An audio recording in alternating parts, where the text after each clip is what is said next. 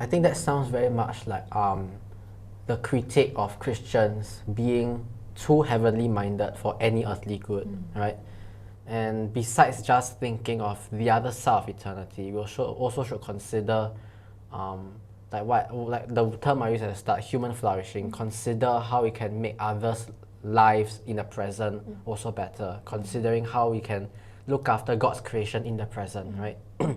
Yeah, and that in a sense, your motivation has also led you to join Arocha, which is a creation care ministry, or is it an advocacy? I'm not sure what exactly it is. Maybe you can explain to us what exactly is Arosha, and also like what do you do there? Okay.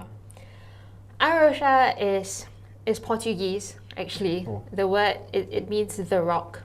And it's a Christian conservation organization that was started many years ago and is working in about like 20 countries across the world. And they are doing really good science, right? So they're actually involved in science work. And I think for the longest time, because they were doing science work, they were actually known to the scientific world, right? So not maybe to the church world, but to the scientific world, right? And I first heard about them because of John Stott. So I used to be an avid reader of John Stott, right? And John Stott is really good friends with the founders, was really good friends with the founders of Arosha, Peter and Miranda Harris. And then I told you so many years later, right, I was actually jogging and I heard Peter Harris talk about Tree Frogs and Believers. So in 2015, a year after I had graduated, I had connected with a woman called Melissa Ong, and she was kind of the local liaison. I mean, the person who was she was in Arosha, she was doing like video work for them, but she was based in Singapore. And so I connected with her in my final year of school. And in 2015, I joined her to think about, okay, how can we awaken the church to caring for creation, to earth keeping? And so we began a local chapter of Arosha called Friends of Arosha in Singapore.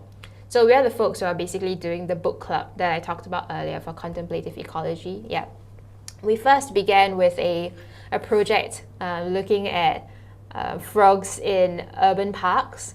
The idea that we had was we wanted local churches to adopt local parks. So if your church was near a park, you would be involved in that park and knowing the health of the park and knowing what animals are around, etc., etc. And because I love frogs, right, we wanted people to see something different, as well as to be able to contribute to like citizen science, okay, like that NParks was interested in. Many years later, in 2019, we conceived of this idea of writing a book, right? And that's how this book came about. Yeah. That sounds like a nice segue to talk about your book. Right, actually, like you wrote this book, or rather you edited this book, and you have many contributors who talk about creation care work in Singapore and Malaysia, right? Yeah. Can you maybe share with us a bit more, like what was your process, you know, like in writing this book, and what is your in a sense takeaway, I guess? Okay. Yeah. The process was arduous. I wouldn't recommend writing a book to anyone. But the idea was really that we all have stories, right? And part of witnessing is telling a story, right? And we wanted to show the diversity and the beauty of stories that there were within the Singapore church, within the Singapore movement, of how people are responding to their vocation of being a gardener within the spaces that they are in.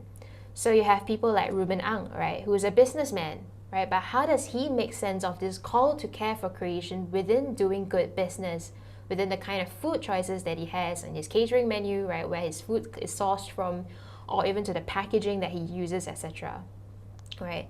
Or you have people like Katong Presbyterian Church, right, who I greatly love and respect. So you have Pastor Lam and Dr. Goh, right, who talked about, right, church renovation, which most churches in Singapore do, right? And the whole process that they went through in bringing the church along in thinking about the kind of materials they would use, to how they responded or treated their migrant workers, right, to even the art that they displayed, right? how did they think about caring for the goodness of creation while they were on church renovation?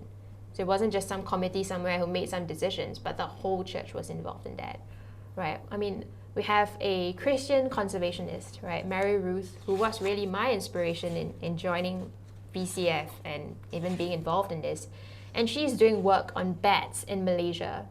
So this was an attempt to show that, like, hey, we have good Christians in science, right, who are trying to talk about science in the church, right? And we need to hear these stories. We need to hear the diversity of ways in which people are involved. It's not just caring for creation doesn't mean go and hug a tree, even though please go ahead and do that. But there are many ways in which to work out your witnessing, and these people have done that, and we wanted to share that with the church. Yeah.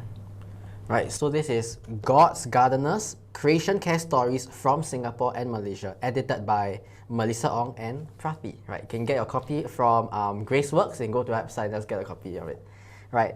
Right, now you've come one full circle, and actually I want to ask you something that's been nagging on my mind from the very start of our interview about your parents' disapproval of, in a sense, like your choice of study, I think. Yeah, and then like how were they when they how you responded to them at that point in time, and how are they right now in terms of your career choice? To be a doctor because my elder sisters were doctors. So I wanted to be a doctor all my life, right? I mean, for a brief period, I entertained the notion of being an astronaut. I wanted to be a doctor from like childhood all the way to like JC, right? And then suddenly, like pre-U, I was like, nope, I'm not gonna be a doctor anymore. I want to do frogs and snakes. So you can imagine my parents' consternation at this like youngest child. They were like, she doesn't have a clue about frogs and snakes. We live in the city. We've never even met a frog or a snake, right? And suddenly she wants to do research on them for the rest of her life. So they were not pleased with my decision. But being the youngest child, I suppose I was quite stubborn.